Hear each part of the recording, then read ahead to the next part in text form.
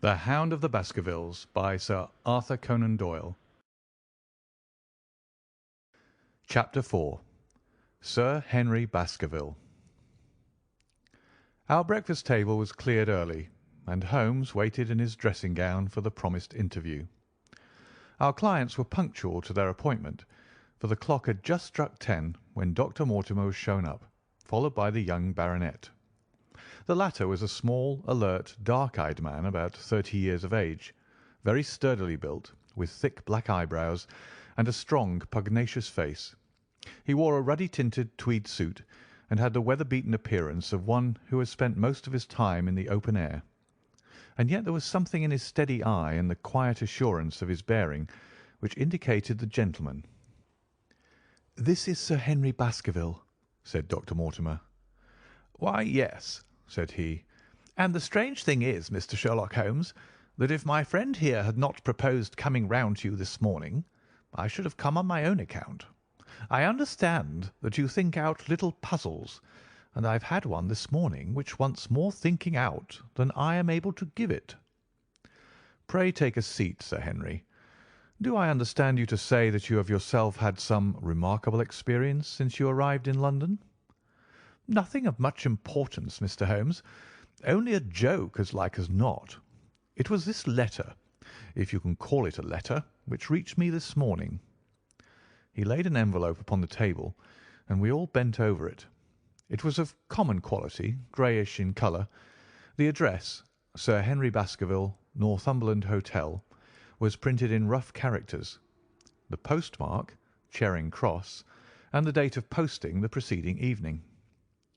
"Who knew that you were going to the Northumberland Hotel?" asked Holmes, glancing keenly across at our visitor. "No one could have known. We only decided after I met Dr. Mortimer." "But Dr. Mortimer was no doubt already stopping there."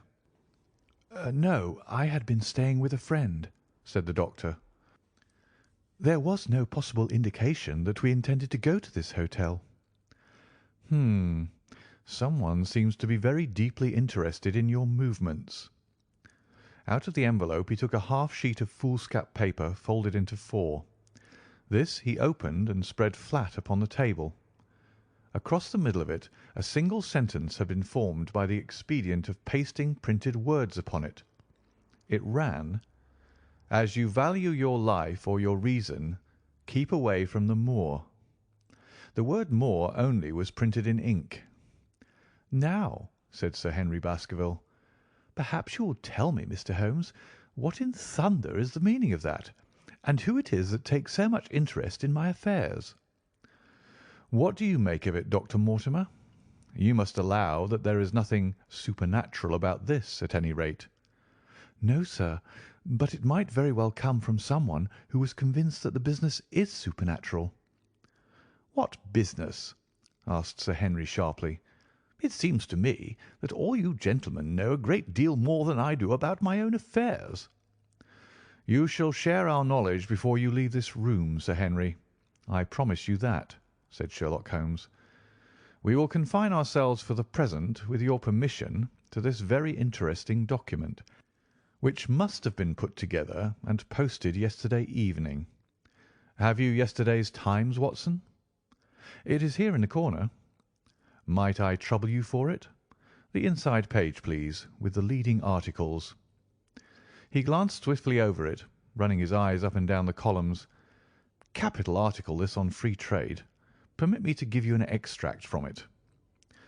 'You may be cajoled into imagining that your own special trade or your own industry will be encouraged by a protective tariff, but it stands to reason that such legislation must in the long run keep away wealth from the country, diminish the value of our imports, and lower the general conditions of life in this island.'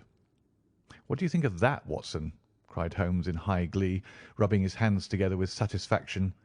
"Don't you think that is an admirable sentiment?" Dr. Mortimer looked at Holmes with an air of professional interest, and Sir Henry Baskerville turned a pair of puzzled dark eyes upon me. "I don't know much about the tariff and things of that kind," said he, "but it seems to me we've got a bit off the trail so far as that note is concerned." "On the contrary, I think we are particularly hot upon the trail, Sir Henry.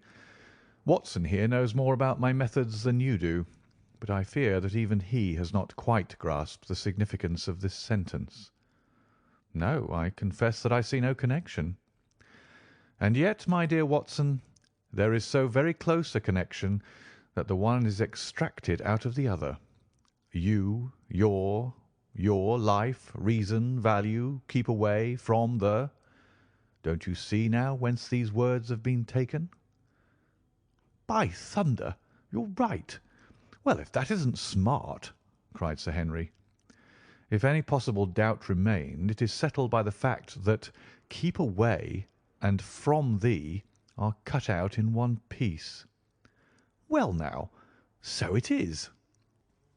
Really, Mr. Holmes, this exceeds anything which I could have imagined, said Dr. Mortimer, gazing at my friend in amazement. I could understand anyone saying that the words were from a newspaper, but that you should name which and add that it came from the leading article is really one of the most remarkable things which I have ever known. How did you do it? I presume, Doctor, that you could tell the skull of a negro from that of an Eskimo. Most certainly. But how? Because that is my special hobby. The differences are obvious. The supraorbital crest, the facial angle, the maxillary curve, But this is my special hobby, and the differences are equally obvious. There is as much difference to my eyes between the leaded bourgeois type of a Times article and the slovenly print of an evening halfpenny paper as there could be between your negro and your Eskimo. The detection of types is one of the most elementary branches of knowledge to the special expert in crime, though I confess that once, when I was very young, I confused the Leeds Mercury with the Western Morning News. But a Times leader is entirely distinctive, and these words could have been taken from nothing else. As it was done yesterday, the strong probability was that we should find the words in yesterday's issue. So far as I can follow you, then, Mr. Holmes, said Sir Henry Baskerville, someone cut out this message with a scissors. Nail scissors, said Holmes.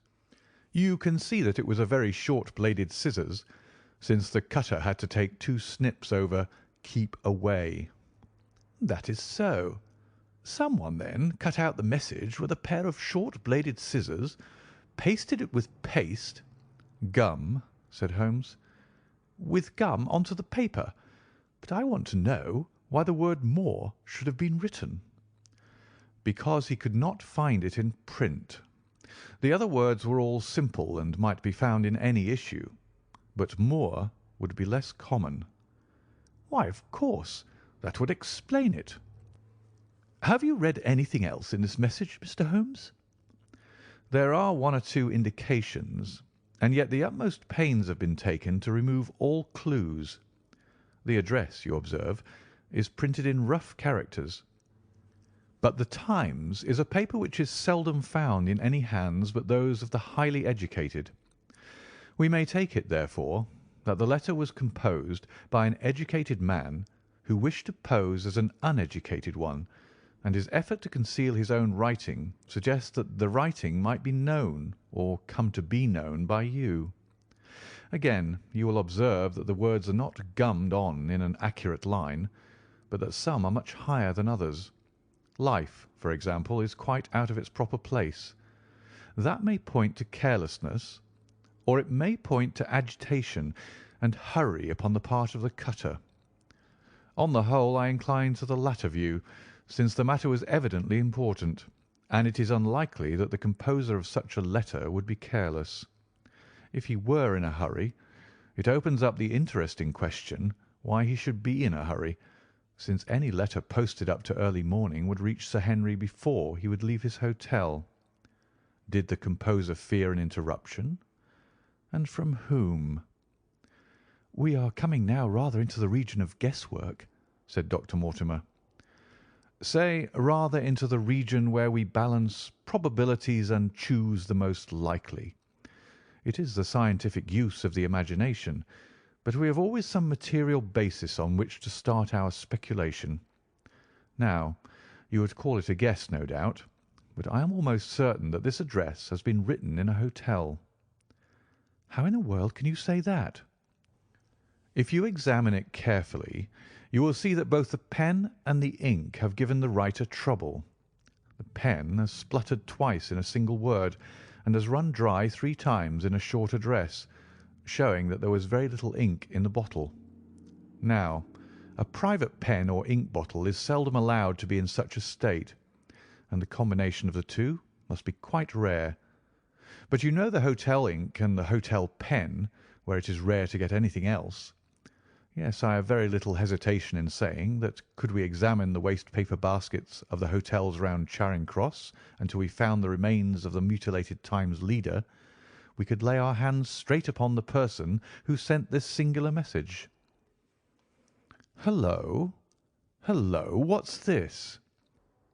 He was carefully examining the foolscap upon which the words were pasted, holding it only an inch or two from his eyes. "Well?" "Nothing," said he, throwing it down.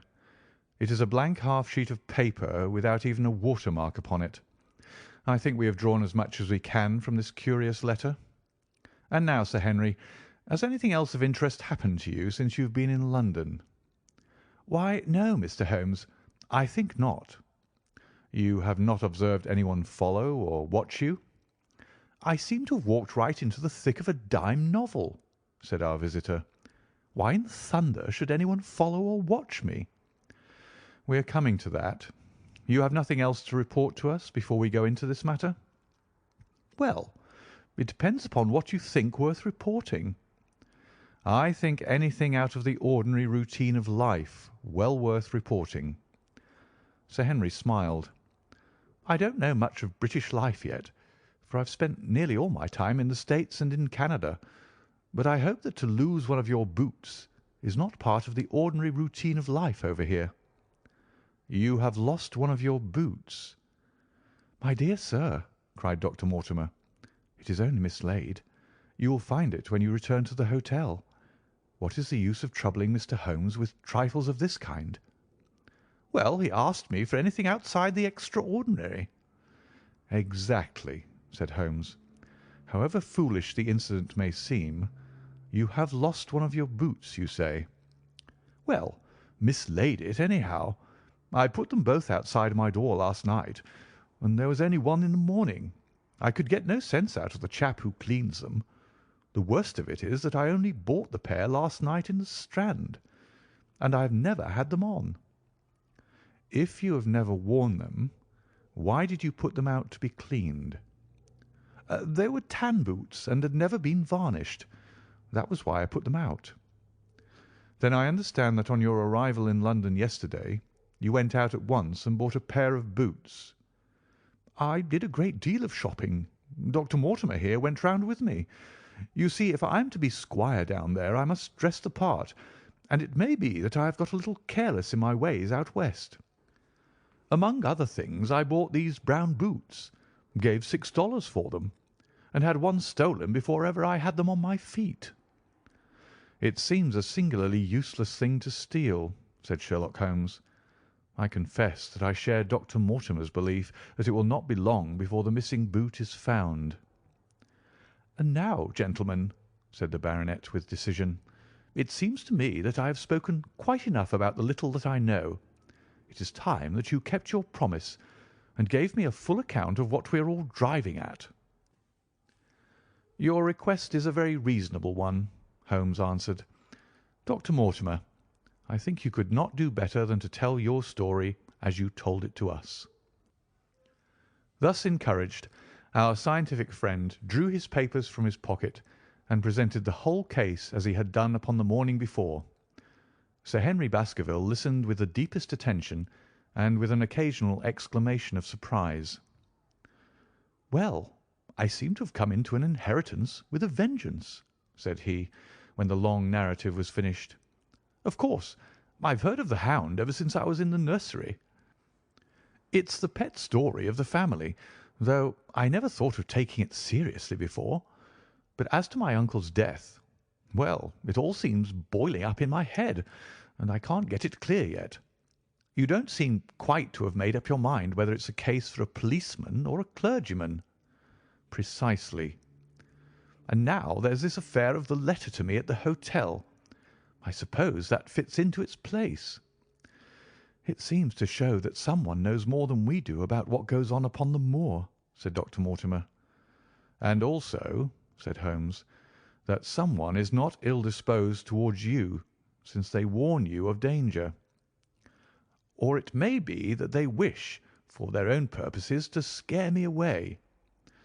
Well, of course, that is possible also. I am very much indebted to you, Dr. Mortimer, for introducing me to a problem which presents several interesting alternatives. But the practical point which we now have to decide, Sir Henry, is whether it is or is not advisable for you to go to Baskerville Hall." "Why should I not go?"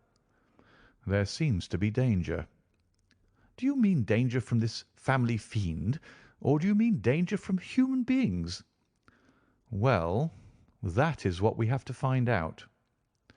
"Whichever it is, my answer is fixed. There is no devil in hell, Mr. Holmes, and there is no man upon earth who can prevent me from going to the home of my own people, and you may take that to be my final answer."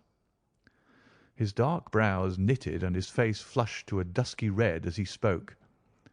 It was evident that the fiery temper of the Baskervilles was not extinct in this their last representative. "Meanwhile," said he, "I have hardly had time to think over all that you've told me. It's a big thing for a man to have to understand and to decide at one sitting. I should like to have a quiet hour by myself to make up my mind. Now, look here, Mr. Holmes, it's 11:30 now, and I'm going back right away to my hotel. Suppose you and your friend Dr. Watson come round and lunch with us at 2. I'll be able to tell you more clearly then how this thing strikes me." "Is that convenient to you, Watson?" "Perfectly." "Then you may expect us. Shall I have a cab called?" "I'd prefer to walk, for this affair has flurried me rather." "I'll join you in walk with pleasure," said his companion. "Then we meet again at 2 o'clock. Au revoir and good morning." We heard the steps of our visitors descend the stair and the bang of the front door. In an instant Holmes had changed from the languid dreamer to the man of action. "Your hat and boots, Watson. Quick! Not a moment to lose." He rushed into his room in his dressing gown and was back again in a few seconds in a frock coat. We hurried together down the stairs and into the street. Dr. Mortimer and Baskerville were still visible about 200 yards ahead of us in the direction of Oxford Street. "Shall I run and stop them?" "Not for the world, my dear Watson. I am perfectly satisfied with your company if you will tolerate mine. Our friends are wise, for it is certainly a very fine morning for a walk." He quickened his pace until we had decreased the distance which divided us by about half. Then, still keeping 100 yards behind, we followed into Oxford Street and so down Regent Street. Once our friend stopped and stared into a shop window, upon which Holmes did the same. An instant afterwards he gave a little cry of satisfaction, and, following the direction of his eager eyes, I saw that a hansom cab with a man inside, which had halted on the other side of the street, was now proceeding slowly onward again. "There's our man, Watson. Come along. We'll have a good look at him, even if we can do no more." At that instant I was aware of a bushy black beard and a pair of piercing eyes turned upon us through the side window of the cab. Instantly the trap door at the top flew up, something was screamed to the driver, and the cab flew madly off down Regent Street. Holmes looked eagerly around for another, but no empty one was in sight. Then he dashed in wild pursuit amid the stream of the traffic, but the start was too great, and already the cab was out of sight. "There now," said Holmes bitterly as he emerged panting and white with vexation from the tide of vehicles. "Was ever such bad luck, and such bad management too? Watson, Watson, if you're an honest man you will record this also and set it against my successes." "Who was the man?" "I have not an idea." "A spy?" Well, it was evident from what we have heard that Baskerville has been very closely shadowed by someone since he has been in town. How else could it be known so quickly that it was the Northumberland Hotel which he had chosen? If they had followed him the first day, I argued that they would follow him also the second. You may have observed that I twice strolled over to the window while Dr. Mortimer was reading his legend. Yes, I remember. I was looking out for loiterers in the street, but I saw none. We are dealing with a clever man, Watson. This matter cuts very deep, and though I have not finally made up my mind whether it is a benevolent or a malevolent agency which is in touch with us, I am conscious always of power and design. When our friends left, I at once followed them in the hopes of marking down their invisible attendant. So wily was he that he had not trusted himself upon foot, but he had availed himself of a cab so that he could loiter behind or dash past them and so escape their notice. His method had the additional advantage that if they were to take a cab he was all ready to follow them. It has, however, one obvious disadvantage. It puts him in the power of the cabman? Exactly. What a pity we didn't get the number. My dear Watson, clumsy as I have been, you surely do not seriously imagine that I neglected to get the number. No, 2704 is our man, but that is no use to us for the moment. I fail to see how you could have done more. On observing the cab, I should have instantly turned and walked in the other direction. I should then, at my leisure, have hired a second cab and followed the first at a respectful distance, or, better still, have driven to the Northumberland Hotel and waited there. When our unknown had followed Baskerville home, we should have had the opportunity of playing his own game upon himself and seeing where he made for. As it is, by an indiscreet eagerness, which was taken advantage of with extraordinary quickness and energy by our opponent, we have betrayed ourselves and lost our man. We had been sauntering slowly down Regent Street during this conversation, and Dr. Mortimer with his companion had long vanished in front of us. "There is no object in our following them," said Holmes. "The shadow has departed and will not return.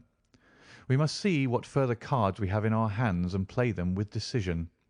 Could you swear to that man's face within the cab?" "I could swear only to the beard." "And so could I, from which I gather that in all probability it was a false one. A clever man upon so delicate an errand has no use for a beard save to conceal his features. Come in here, Watson." He turned into one of the district messenger offices where he was warmly greeted by the manager. "Ah, Wilson, I see you have not forgotten the little case in which I had the good fortune to help you." "No, sir, indeed I have not. You saved my good name and perhaps my life." "My dear fellow, you exaggerate. I have some recollection, Wilson, that you had among your boys a lad named Cartwright, who showed some ability during the investigation." "Yes, sir. He's still with us." "Could you ring him up?" "Thank you, and I should be glad to have change of this £5 note." A lad of 14 with a bright, keen face had obeyed the summons of the manager. He stood now gazing with great reverence at the famous detective. "Let me have the hotel directory," said Holmes. "Thank you. Now, Cartwright, there are the names of 23 hotels here, all in the immediate neighbourhood of Charing Cross. Do you see?" "Yes, sir." "You will visit each one of these in turn." "Yes, sir." "You will begin in each case by giving the outside porter 1 shilling. Here are 23 shillings." "Yes, sir." "You will tell him that you want to see the waste paper of yesterday. You will say that an important telegram has miscarried, and that you are looking for it. You understand?" "Yes, sir." "But what you are really looking for is the centre page of the Times with some holes cut in it with scissors. Here is a copy of the Times. It is this page. You could easily recognise it, could you not?" "Yes, sir." "In each case the outside porter will send for the hall porter, to whom also you will give 1 shilling. Here are 23 shillings. You will then learn in possibly 20 cases out of the 23 that the waste of the day before has been burned or removed. In the 3 other cases you will be shown a heap of paper, and you will look for this page of the Times among it. The odds are enormously against your finding it. There are 10 shillings over in case of emergencies. Let me have a report by wire at Baker Street before evening. And now, Watson, it only remains for us to find out by wire the identity of the cabman, number 2704, and then we will drop into one of the Bond Street picture galleries and fill in the time until we are due at the hotel. End of chapter 4.